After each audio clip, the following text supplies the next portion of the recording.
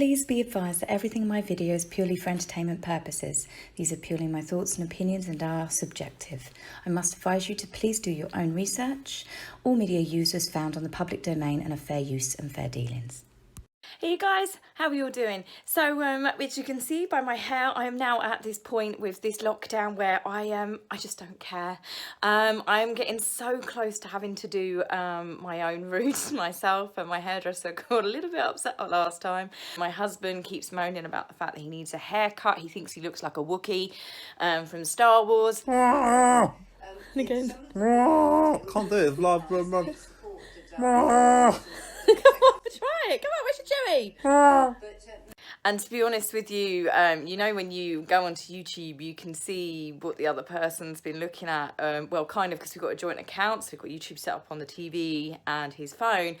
There I was lying on the sofa the other night. He'd gone to work. I flicked through and it came up with how to cut your own hair being a man. I was straight on the phone to him. Don't you dare. Do not dare. That is not happening. Just let me see if I can deal with it with a pair of clippers. But the thought of my husband going anywhere near his hair with scissors, it would, yeah, no, not happening. So what have we had going on? Well, obviously we had the preliminary, can just about say it, court case, Meghan versus the Mail. I can't really go into too much information on this. As I said, this was a kind of like a pre-court case. It was pretty much the two lawyers, the two teams just firing shots back and forth at each other. And the judge decides what bits of information, what bits and bobs they want to keep in a nutshell for when the trial goes on. He'll be making his decision later on during the week. So this could be anything from whether they're going to need witnesses called, can they get access to text messages, to media. So what I understand and what I've read about it is it's not just about the letter. She's not suing them because they released bits of the letter. She's suing them because she feels that they've deliberately gone after her father, wounded her, attacked her, and she's basically, they did it all with malicious intent to destroy her from the get-go, that her father was harassed. Now, I remember the pictures were, funny enough, Coleman Rayner, the ones that did the pictures in Mexico. You know, the bombshell ones that got released right before the wedding, the reasoning and the excuses as to why Thomas Markle ended up being very poorly in hospital due to stress and the embarrassment. Prior to this, certain photographers from various media outlets had started stalking Thomas Markle or showing interest in Thomas Markle and selling pictures of him to the UK tabloids. But they were deliberately being mean, trying to portray him like every time they saw him with like a pack of beers, or he might have got a takeaway or something. So anyway, this particular photographer, forgive me, I forget his name, took some really bad pictures. Anyway, Coleman Rayner are a two-part business firm, LA kind of photographers, as we know, because Meghan has used them and continues to use them, as does Kim Kardashian, lots of famous people. I believe it was Rayner, the second part of the duo, slick talked Mr. Markle into doing those famous pictures, saying, look, the UK media, you know, I'm from the UK, they're portraying you to look absolutely awful. If you do what I say and we set up these great pap shots, then I reckon that I can get them to manipulate and change how you're being perceived by the UK public. I do believe this is the truth of why Thomas Markle did do those pictures, just because of the type of pictures that were released. Him being fitted for dress suit, him exercising, him looking, you know, he's being really knowledgeable, he's reading up on them. That is why I believe that story to be true. So Meghan knows Coleman Rayner were part of those photographs taken of her father, yet there she was.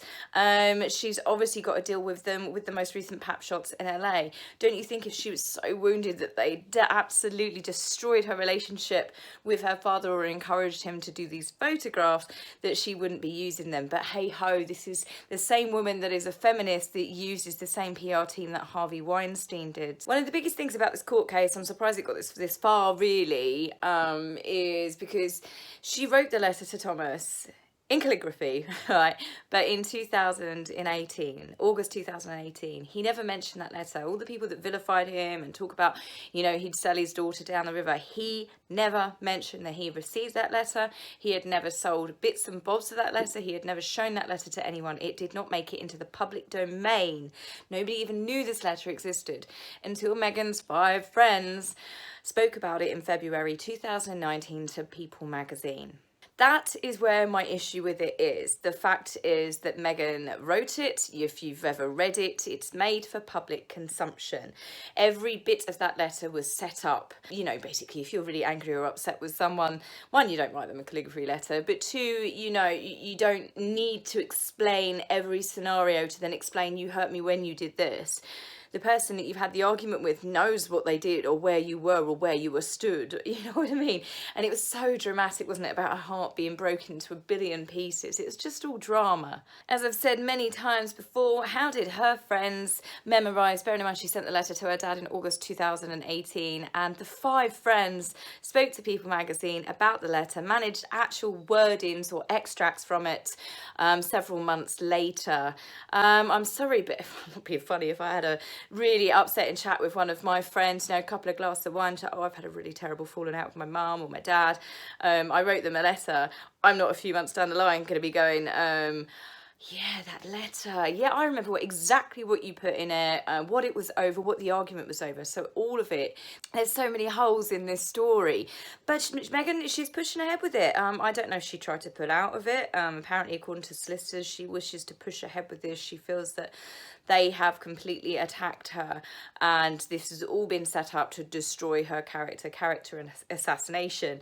But every newspaper has commented about Meghan's behaviour, and unfortunately, as we all know, and all of you that watch my channel, she needs a mirror to look into. If people keep commenting about how bad your behaviour is, about how badly you're treating people, how much money you're spending, how ostentatious your tastes are when you're using taxpayer money to public, you know, to furnish a property that was gifted to you as well, it's time to go. The problem's not everyone else, it's actually me. But I do believe, as many people do, that if she is a narcissist with various other traits, she is going to push this. I think that she doesn't believe she's done anything wrong. I truly believe that Meghan does believe that she's the victim. This is this whole narrative. I think that she believes her lies so much that she would probably stand there in court under oath. So the next stage is obviously going to be decided this week, what's included, what's not. But I really hope the 5 friends get called forward. This is just, as I said, my thoughts. I really hope they do. I'd love to see who these 5 friends are. I'd love to see what they've got to say. So Meghan has said, and she has definitely reiterated, she has confirmed that these 5 friends did not have permission to speak to People magazine about the letter. All 5 friends have gone against her wishes to do this, which again in itself is bizarre. So if the judge calls these 5 friends up as witnesses, if they get called as witnesses, so they're basically, either way, it doesn't look great, is it? Say you're one of these friends, you're gonna have to stand there and go, yes, Meghan did tell me about a very deeply personal letter, and I did go against her wishes and speak about it behind her back to a magazine at an interview, and I didn't tell her about it. That's going to make them look terrible, and then obviously Meghan's going to have to really publicly cut them off. And then if they get up on stage and they turn around and go, well, not stage, but court. Well, I suppose it will be like stage, won't it? This is just one big drama, and go, actually, yeah, Meghan, she gave me a photocopy of the letter. She'd circled it in yellow marker pen. She'd put in a couple of post-it notes, told me what to say and what not to say. That would be my favourite outcome. Either way, this whole case, there's going to be winners and some areas there's going to be losers. The fact that Meghan and Harry are doing this over a letter. There's so many stories that came out about Meghan, haven't there, over the last 2 years, and I find it so strange that this is the one that they're really going for. Obviously, they are going to bring up various other stories where they feel that she was being unfairly treated, but I just can't believe it's come to this big mess. And if they really think and side in Meghan's favour, is this going to change reporting forever? What does that mean for the media?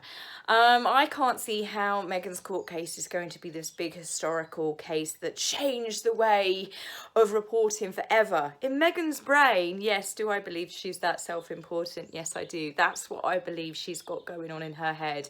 This is the court case of the century.